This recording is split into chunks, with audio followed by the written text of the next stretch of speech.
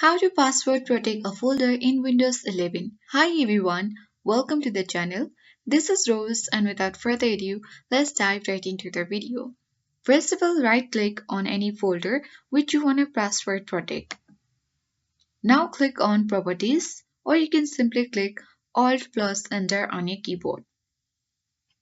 Now from this window, you need to simply choose on the Advanced tab at bottom right corner or simply Advanced option.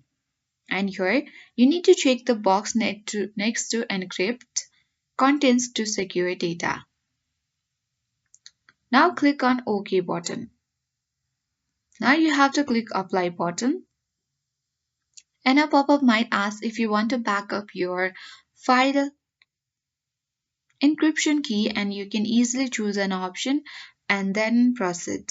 If it's folder, you will be asked whether to encrypt just that folder or include all of its subfolder and files. Make your selection and then you can easily click on OK button. And now click on OK button.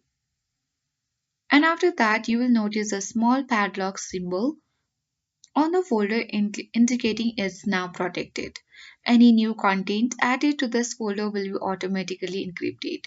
So in this way you can easily password protect a folder in Windows 11.